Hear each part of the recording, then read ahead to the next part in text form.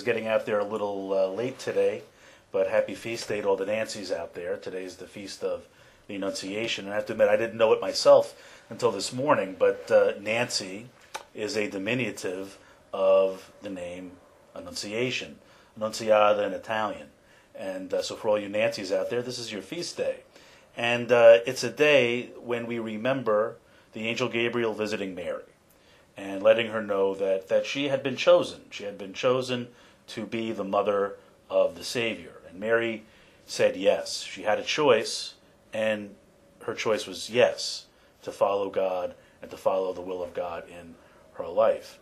And it can be a little curious because we're in Lent now, and we're focusing very much toward Jesus' journey to Jerusalem and the Passion and eventually the resurrection. And so we have this little bit of Christmas here plopped in the middle of our Lenten observance. But really, it all makes a lot of sense because Jesus' incarnation, his coming among us as a man, really was for this purpose. Really, anytime we celebrate any feast of the Lord, even Christmas, there's always going to be that sort of remembrance of what's coming ahead. It's always in light of what he is moving toward, which is Calvary and eventually the resurrection. We think of the three gifts that the wise men bring at Christmas time: gold, frankincense, and myrrh. Each one is something pointing toward the fact that he is going to Jerusalem eventually. He is going to die on the cross, especially the myrrh, which was used to anoint dead bodies, back in the days of Jesus. And so we have this special feast of our Blessed Mother, where we remember her yes. And it got me thinking a little bit. I know I've already done a couple of posts. I did one video and a lengthy article on the new movie of Gods and Men. And I don't want to spend too much more time on it. I'm hoping this will be the last time that I'll be talking about it. But it got me thinking a little bit because I did kind of go and start digging around and finding some reviews of the movie out there. And the movie received, in general, very positive reviews. I didn't really do a film review like I usually do.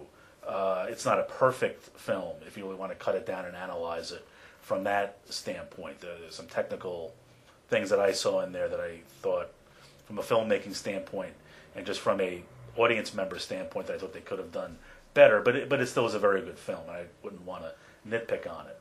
But the generally, I only saw really one negative review of it. Generally, very positive reviews. But what was very interesting to me was how many of the critics, in some way, there was one critic in particular who seemed to be trying to separate the religious elements of the film from the decision that the men were making, almost trying to say that somehow these men didn't really make their decision because of their faith. This was a human decision, and how refreshing it was that they didn't harp on the religion. And I found that kind of strange, and I found it kind of odd.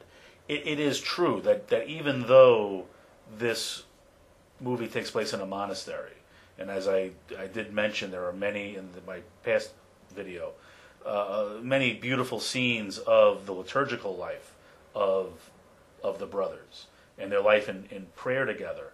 You don't necessarily hear Jesus' name mentioned all too often. They talk about God, of course, but the kind of explicitly Christian or explicitly Catholic in terms of what they talk about in their discussions don't really come up that much.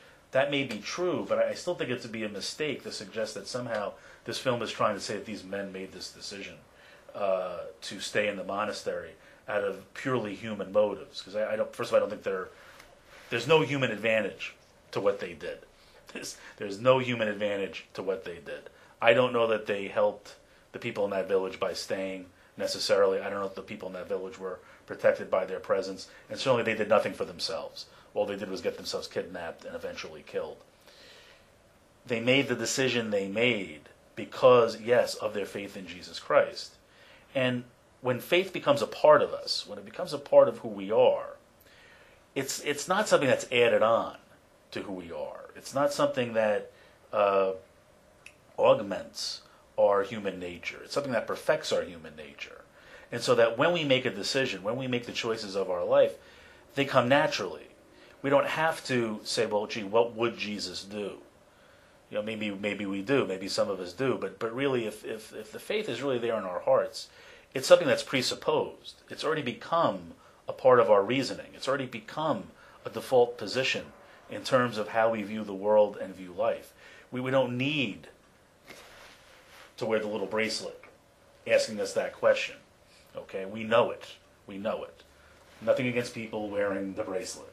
The what would Jesus do bracelet. I'm not criticizing the bracelet.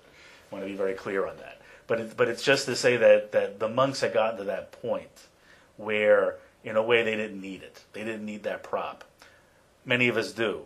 They didn't, because they were fully immersed. Their life was fully immersed in following the gospel. And so the decision they made, while it was difficult, while it was not easy, in a way flowed naturally from who they were and who they had become. Today, as I said, we remember the feast of the Annunciation, where Mary is presented with a choice. She's got a choice. She could say yes or she could say no. And she says yes. And because following God in her life was natural, it was a part of who she was.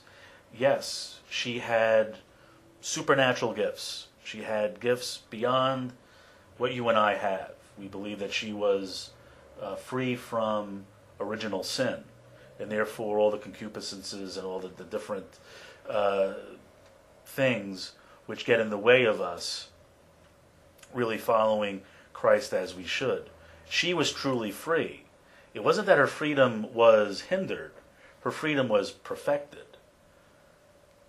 Because of that, she was able to use her freedom to say yes. She was able to use her freedom to follow God's will. And for her, she stopped, she questioned, she asked, how can this be? But ultimately, she said yes. On this feast of the Annunciation, let us remember that yes that Mary gave. And let us also remember that God's asking us for something. Only we know what it is. Only I know what it is in my heart, and only God knows what he's asking you in your heart. Or only you know what God is asking of you in your heart. May during this Lenten season, as we continue to purify ourselves, as we continue to walk that road toward Jerusalem with Jesus through the desert, may we come to know what God's will is. And may by our self-discipline, by the discipline that we exercise during this season, by the penances that we perform, by our acts of charity and acts of generosity, may we grow in true freedom. That freedom that says yes to God, and makes that yes to God a natural outpouring of our heart and of who we are. Thank you, and God bless you.